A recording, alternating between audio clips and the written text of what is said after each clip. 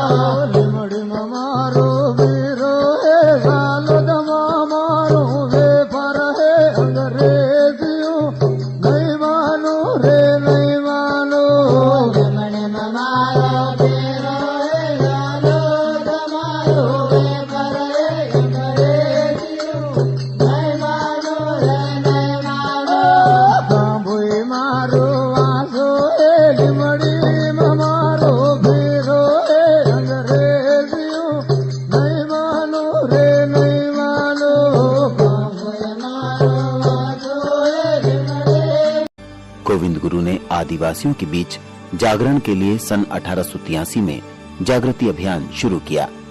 इसके लिए उन्होंने संप सभा नाम का संगठन बनाया। उन्होंने अपने कार्यक्षेत्र के लिए मानगढ़ को मुख्यालय बनाया। भौगोलिक रूप से ये एक ऐसा स्थान था जिसके चारों तरफ तत्कालीन राजपूताना की 5 और गुजरात की 2 रियासतें पड़ती थी। गोविंद गुरु ने आदिवासियों को अपने अधिकारों के लिए लड़ना सिखाया। उन्होंने रियासतों द्वारा ली जाने वाली बेगार का विरोध करना शुरू किया। साथ ही वनोपज पर आदिवासियों के अधिकार की लड़ाई शुरू की तथा कृषि भूमि पर लेवी और महुआ से बनी शराब पर रोक का विरोध किया। अपने इस जागृति आंदोलन के लिए संप सभा ने जगह जगह सम्मेलन करने शुरू कर दिए। उनके इस आंदोलन से आदिवासी इलाकों से लगी रियासतें बौखला गई।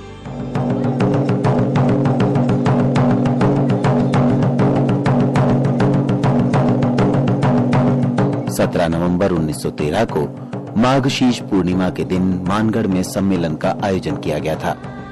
30,000 से अधिक आदिवासी वहां इकट्ठे हुए, लेकिन तभी 7 रियासतों की सेना ने अंग्रेजों की सेना के साथ मिलकर उस पहाड़ी को घेर लिया। पूरे अभियान का नेतृत्व कमांडेंट कैप्टन जेपी स्टॉकले ने किया। इस अभियान में डूंगरपुर, बांसवाड़ा, कुशलगढ़, प्रतापगढ़, खैरवाड़ा, ईडर और संतरामपुर रियासतों की फौज के अलावा बड़ौदा की 104 वेल्सलेन राइफल, 7वीं जाट रेजिमेंट, 9वीं राजपूत रेजिमेंट और पंचमहाल जिले के एसपी के नेतृत्व में सशस्त्र जवान शामिल थे। इस सामूहिक फौज ने पहाड़ी को चारों तरफ से घेरकर आदिवासियों पर हमला कर दिया। हालांकि आदिवासी 15-20 हजार लोगों के मरने का दावा करते हैं। मेरे दादा दादी हाला और हाला की मेरे दादी अमरी और यहाँ बैठे थे और मेरे पिताजी वहाँ खड़े थे। आगे सापा बांध के गोली होकर आगे होकर निकल गई और आगे वो दोनों मर गए। फिर भी इतिहास को निरपेक्ष तरीके से परखने वाले विशेषज्ञ मानते हैं कि कम से कम 1500 लोग मारे गए। इनमें से करीब 700-800 लोग मौके पर और बाकी घायल होने के कारण मारे गए। तीसरी और चौथी पीढ़ी के मुंह से सुने ये आंकड़े अतिरंजित लग सकते हैं। अगर तथ्यों पर गौर करें तो ये नरसंहार जलियांवाला बाग में हुए कांड से कई गुना बड़ा है। लेकिन दूरस्थ आदिवासी इलाके में हुई इस नृशंस घटना के बारे में तत्कालीन अखबारों में एक लाइन भी नहीं छपी।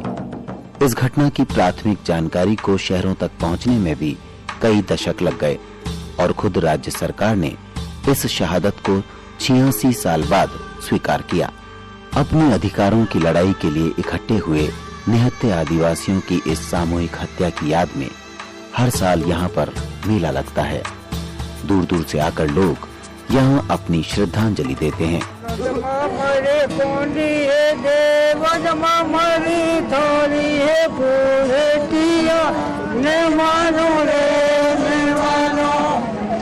और आज भी उस लोकगीत को गाते हैं जिसे वो 100 साल पहले अंग्रेजों के खिलाफ गाते थे, जिसका अर्थ है, हे अंग्रेज, तुझे मैं कभी नहीं मानूंगा। ये अड़िग आस्था है अपने इतिहास के प्रति, कोई माने या ना माने, पर ये सच है कि भारत के स्वतंत्रता संग्राम का सबसे बड़ा सामूहिक बलिदान यही हुआ, जिसे कृतज्ञ पीढ़ी इतिहास में दर्ज तक नहीं किया। शहीदों की चिताओं लगेंगे हर बरस वतन पे मरने वालों यही बाकी निशान होगा। पर सच सिर्फ सच